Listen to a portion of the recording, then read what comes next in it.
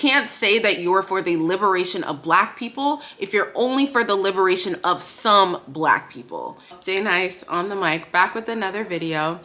So I was watching an old video of mine from 2020, right after I had gotten suspended from Clubhouse. And that video made me want to record this video. So I have a new book coming out February 24th called Rise and Resist. And it looks at the global legacy of Black resistance and what it can teach us about resistance right now in this moment. And I wanted to talk a little bit about anti-Blackness within the Black community, because I've been reading the comments on the Shabuzi video that I made, and there's a lot of conversation.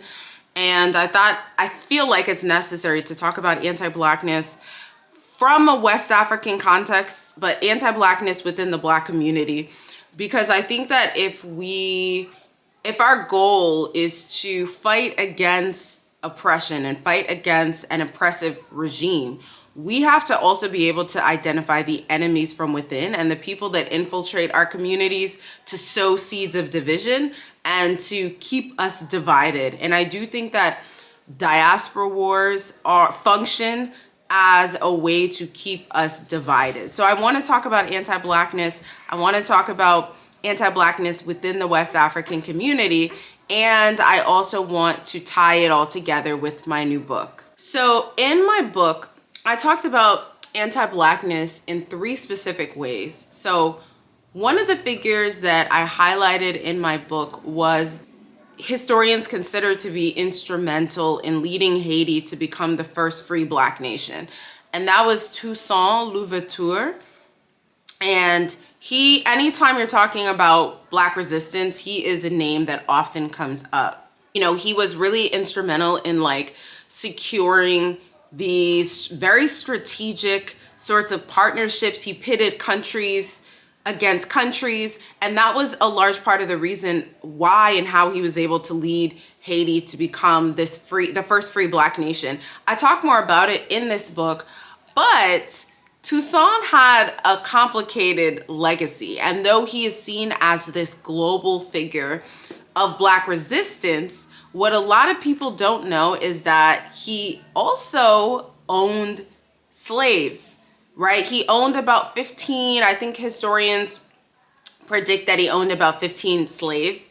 And so and I mentioned that in the book briefly, because I don't think it's right to talk about these individuals' legacies without also discussing the complicated legacies that many of the Black people in this book that I wrote about lived. They had very complicated legacies. So another person that I wrote about in this book was Ella Baker. She is a historic figure. She was instrumental in the civil rights movement. She was a civil rights activist, and she shared that she felt within the civil rights movement that there was a lot of sexism that she faced and that she experienced. We didn't have the language that Dr. Moya Bailey gave us of misogynoir, which is the unique form of racism and sexism that Black women experience. But Ella Baker talked about her experiences and the sexism that she experienced within the civil rights movement. When we're talking about the insidious ways that anti-Blackness can show up within our communities, we can't think that our movement spaces and these places that we've constructed that are supposed to be inclusive and Black only spaces will be free from internalized oppression, right? All of us are drinking from contaminated water, and we all consume what we see in the media and what we hear within our communities and from our families about our community. And it's very, very, very difficult not to internalize the things that we hear. And so Ella Baker has talked repeatedly about the sexism that she experienced. Because if you're pro-Black and if you are for the liberation of Black people, you have to understand that that means you're for the liberation of all Black people, regardless of their gender identity or their sexual orientation or their size or their skin tone or what they do for a living or whether they were from the hood or, you know, all of these things. And so I think it's important for us to understand that the ways that anti-Blackness shows up even in all Black spaces. Another person I wrote about in this book was Emperor Menelik, who he ruled Ethiopia in the late 1800s and then into the 1900s. And he was actually instrumental in helping Ethiopia to resist European invasion. Ethiopia is considered to be the only country in Africa that was never colonized, right? They were occupied by Italy for a brief period, but they're technically the only African nation that was never colonized. Liberia is also up there, but Liberia is an exception because it was created by the US as a place for enslaved people to go back to. So I don't count Liberia, but Ethiopia is considered the only African country that was never colonized because of this particular emperor who was able to help Ethiopia resist European invasion. He also led a complicated legacy, and according to some of the research I found, he actually denied that he was Black, or he was one of the I know Blacks, right? So he denied his Black identity, and he also allegedly owned slaves. And so I wanted to talk about the ways that anti-Blackness shows up within the Black community specifically. So I've written about the ways that internalized oppression shows up, specifically in the workplace. I've also written about how anti-Blackness shows up in the DEI space, because as some of you may know, I am a DEI consultant. I've had a consultancy for this year, 2026 makes 8 years. And I've seen a lot of things. And anti-Blackness shows up even in spaces that were created to address and dismantle anti-Blackness. But I want to speak to some very specific ways that anti-Blackness shows up in the Black community, because again, I think that if our goal is to liberate Black people, we have to address the ways that anti-Blackness shows up within our communities. And so I talked about it in the Shabuzi video, but again, I don't know Shabuzi, right? I can only speak to what I've seen in the West African community. Shabuzi's Nigerian. My parents are from Cameroon. But what I see in a lot of West African communities is that there is this belief that we are somehow better than our Black American siblings. We think that Black Americans are lazy or have no culture, or our ghetto or our hood or whatever. And so there's this distancing that we try to do. I talked about it in, I have a book called Decentering Whiteness in the Workplace. And in that book, I talked about how I debated going to a historically Black college and university, which is known as an HBCU. My father taught at several different HBCUs. He loved HBCUs. And if I had gone to these HBCUs that my father was teaching at, I would have probably been able to go for free or heavily discounted. But because of my own internalized anti-Blackness, I was like, I ain't trying to go to nobody's HBCU, right? I had these negative perceptions about what I thought HBCUs were, even though my dad had an amazing experience teaching at HBCUs. I didn't want to go to an HBCU because I thought that they were somehow lesser than, right? And so many West Africans believe that we are different from American Black people. And we must acknowledge that the only reason we were able to come here and enjoy the freedoms that we're able to enjoy is because of the work that Black Americans put in this country in the decades and decades and decades before we even arrived, right? So anti-Blackness within the Black community can show up in Black immigrants coming here and arriving here and thinking that we are somehow better than the indigenous Black people who have been here. Anti-Blackness also shows up, and I've talked about this extensively in my work, as hair discrimination. I've experienced this as somebody who has 4C hair. And I have which I'm gonna link up there, I have a video I recorded about my 4C hair journey, and I've also written an article, the only article from Harvard Business Review, which was talking about texturism and hair discrimination, specifically what Black women experience when it comes to our hair in the workplace. I've written extensively about this for Forbes as well. Here are some of my articles. So I am a big advocate of talking about hair and texturism and how it shows up, how it impacts our lives.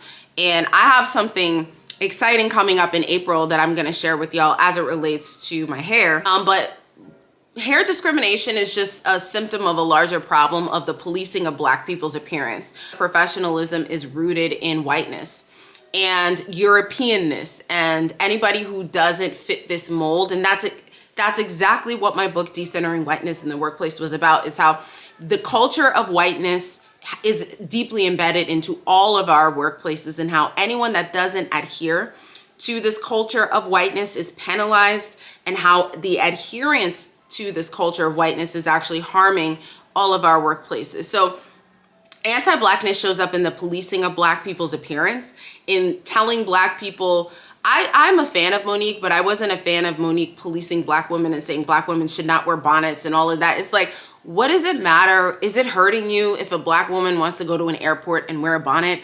Why does it, like, people love to tell Black women what they should do, how they should look, what is appropriate, what is not. All of that is rooted in anti-Blackness. And we have to understand and come to grips with that. And, you know, I feel like I hear this a lot in Black communities where Black people make comments about other Black people's hair. I've heard comments about basketball players and their appearance and their hair and how it's so unkempt and this and that. All of that is rooted in anti-Blackness. So hair discrimination and just respectability politics is a symptom of anti-Blackness, right? And we see this a lot with celebrities, right? Where elitism is another way that anti-Blackness can show up, where people feel like, yeah, I'm Black, but I got money, right? We saw this with A$AP Rocky. I love my girl Rihanna, my billionaire queen. We all know there's no ethical billionaires, but I live with that contradiction and I'm okay with the cognitive dissonance. But yeah, I actually made a video, I think it's private on my page though, but when A$AP Rocky, had to be like 10, 12 years ago, when A$AP Rocky said, he said something like he didn't think dark-skinned women should wear dark lipstick, anti-Black. And A$AP Rocky also said, they asked him about the Black Lives Matter movement, and he said something like it didn't affect him. He's like, I live in Soho, it doesn't impact me, right? And then he got arrested in Sweden and said he experienced racism. So obviously anti-Blackness and racism impacts you, right? The way that anti-Blackness shows up in Black spaces comes up as elitism, and Black people thinking because they got a little piece of the pie that they are somehow better than their counterparts that don't have money. And elitism is very insidious, because I think that I could do a whole video on this, on celebrities who were so in touch with the Black experience, and then they got a little bit of change, a little bit of coin, and they switched up. Some of y'all may know this, Kanye West has always been my favorite musician. The way that late registration, not even late registration, I guess, it's like a tie for me between late registration, right? And 808s and Heartbreak. It just does something to me, because it was like a period of my life where I have so many memories. It was just late registration, 808s and Heartbreak, and College Dropout were all like, Kanye was just a lyrical genius. And I loved him because of the stuff he talked about, right? Spaceship was my song. And I just could relate as somebody who worked in retail all throughout high school. I could relate to that feeling of just working for the man every night and day and just feeling like underpaid and underappreciated. And I feel like he spoke to the common person. I'm somebody that grew up in a middle-class family, right? Like Kanye. And I felt like I could relate to him as a musician, whereas there were a lot of rappers that when I was listening to as a teenager, I felt like, oh, I can't relate to this experience. But Kanye was somebody that I felt like I could relate to his experience. His mom, I believe, was a professor. My dad was a professor. So there were a lot of, but then he got some money and he done switched up. He started to change. And that is a common thing when people get a little bit of change, they start to switch up, right? And they forget where they came from, and they think that the money is going to save them. We know that money does not save you. We know that status does not save you. We saw what happened with Oprah. Oprah went somewhere in Europe and was shopping. Oprah, billionaire Oprah, and she was racially profiled. Same with Harvard professor who does Find Your Roots, whose name I cannot remember right now, but he experienced racial profiling when he lost his key or something and he wasn't able to enter his home, and somebody called the police on him because they thought that he was breaking into his own house. He lived in some nice neighborhood somewhere, I'm assuming in Massachusetts. And so he is somebody who had notoriety and status and money, assumably, and all of those things were not able to save him from racism. And so we cannot be so blinded by status and money and these things that we think that we have transcended the system and that anti-Blackness and racism is not something that will affect us.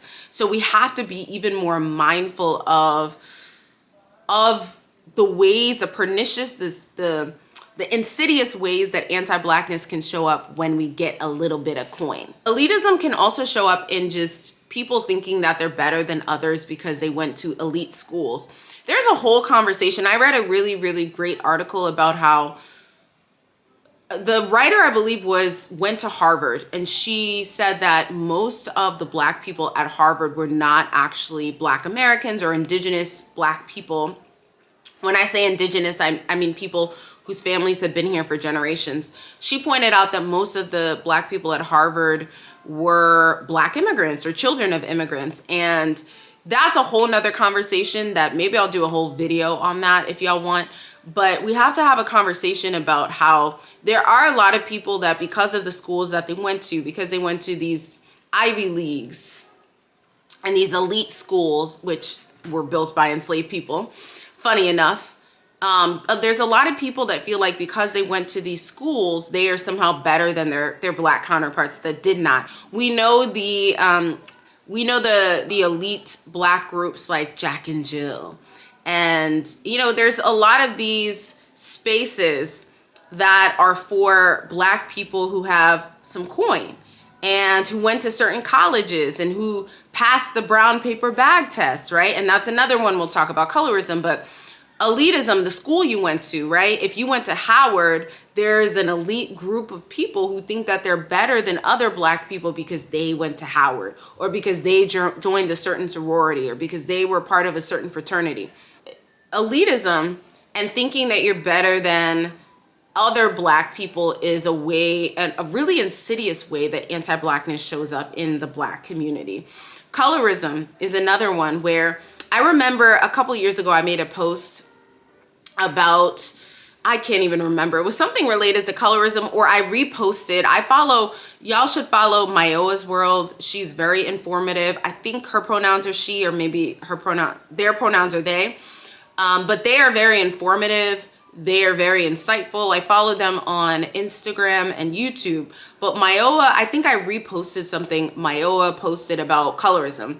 And there were two light-skinned people that I know that I'm in community with in my DMs arguing with me about how colorism goes both ways. And we hear this conversation happening with celebrities who said, well, either that they're either more melanated celebrities who say they weren't affected by colorism, or they are, they're more melanated and they say, oh, it didn't affect me. Or they're lighter skinned people who are denying that colorism is a thing or says it goes both ways. It doesn't go both ways, right?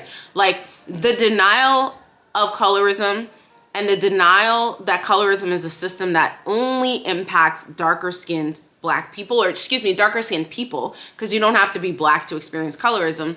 The denial of that is anti-Black. And so we have to understand the ways that we like people more, lighter skinned people. There's tons of research, and I'm going to cite some here. So there are tons and tons of studies that indicate that if you are lighter skinned, you get lesser sentences compared to your darker skinned counterparts. And I'm actually trying to get out of using the term lighter and darker and using more melanated and less melanated because of the connotations behind light and dark.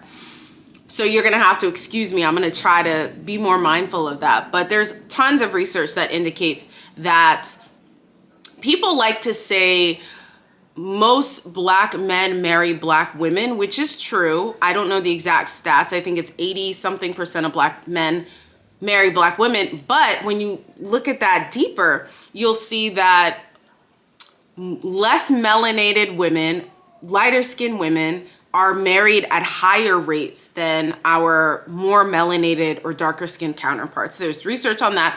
There's research that indicates that more melanated black women get paid less than less melanated black women, right? So there is differences and disparities in pay when it comes to lighter and darker skinned, I think, people, but specifically when it comes to women, right? So there's a lot of, I say all this to say there's tons and tons of research that indicates when it comes to partnership, when it comes to marriage rates, when it comes to pay, when it comes to even education. And I think in a university context or in a job context, there's probably more lighter skinned people that are employed. I know in the universities that I've worked in, I've usually just seen lighter skinned people working there. And I noticed that now that I'm no longer in like university systems full time, that's something that I notice. But that's another way that anti-Blackness shows up in our communities, is people thinking that they're better than, or they're more pretty, or because they're the preference and they're lighter skin with green eyes, that they will be treated better. And there's so many examples of this. Y'all have seen it, whether in real life or on TV or in the media, that I don't need to belabor the point. We have to call it out whenever we see it. We can't let things like that, when people make little comments, when this streamer is making comments about Doechii, we know that the reason that he's making these very specific comments and he's able to get away with it is because Doechii is a more melanated black woman. If Doechii was somebody that looked like Beyonce, we would see that these people who are taking shots at Doechii would be getting more backlash. So we have to understand how the system of colorism works and how it is just a tool of anti-Blackness within our communities, right?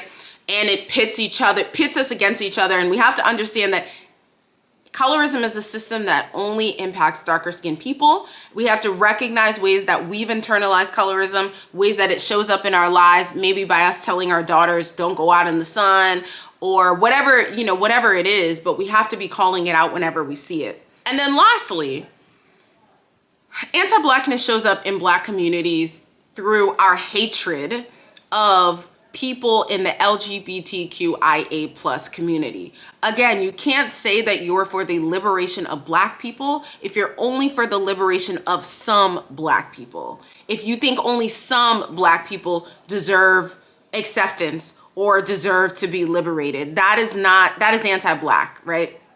And so we have to have a whole conversation about that, because there is a large sect of, let me not say large, there is a segment of the Black population that is very unaccepting of people who are part of the LGBTQIA plus community and yet call themselves pro-Black. And you can't be pro-Black if you're not for all Black people. Point blank, period. That's all I got to say about that. So these are the ways that anti-Blackness, this is not an exhaustive list, but these are some of the ways that anti-Blackness can show up within Black communities. And if our goal is liberation of Black people globally, we have to recognize ways that we are living lives that contradict that, right? Maybe in who we prop up, who we talk about, who we reward. We have to interrogate all these aspects of our lives to understand it is really that deep, right? I hate when people say it's not that deep, it's not that deep. People say that to me a lot. It is that deep. It is that deep. Everything is connected. And so I think that lastly, what are the ways that we can start to address the anti-Blackness within the Black community is an important thing for us to think about. And one, calling it out whenever we see it and whenever we witness it is imperative. For me, I try to do that a lot in my writing and what I share and post on social media through this video. Anytime we see it, we have to call it out. Also, secondly, education, right? Follow people like Mayowa's World and other people who are providing education. The Darkest Hue, I haven't seen her on Instagram in a while, but she is an amazing Instagram page to follow. So just follow people who are providing education on these sorts of things, on anti-Blackness, on colorism, on the ways that these systems work to continue to harm and oppress and marginalize us. Follow educators. And then also understanding that Black is not a monolith.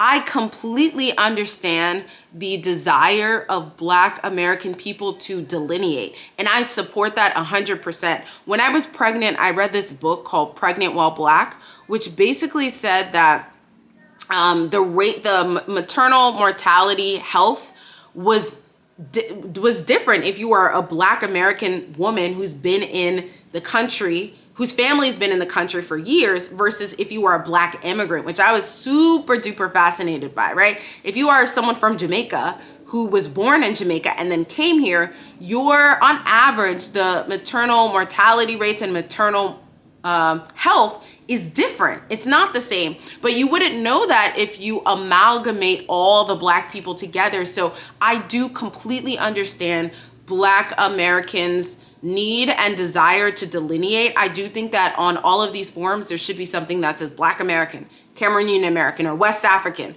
or East African, or South African. There should be, because again, if the health outcomes are not the same, if the job outcomes are, and I'm not sure what the job data actually says, but if the outcomes are different, then delineation is so imperative. I also think, as a sidebar, as somebody who is not a descendant of enslaved people, I've written extensively about the need for Black Americans to receive reparations. I think that those of us who call ourselves pro-Black or consider ourselves for the liberation of Black people should be advocating for reparations for Black American people. And also, I think that I should get reparations from the French government, because my family is from Cameroon that was colonized by both the French and the English, but France need to run us our money.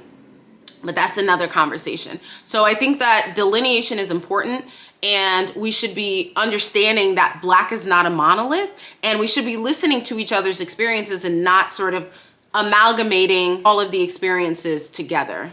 We have to understand that the best way to destroy a people is to keep us divided. I really do think that these psyops and these diaspora wars are created to keep us distracted.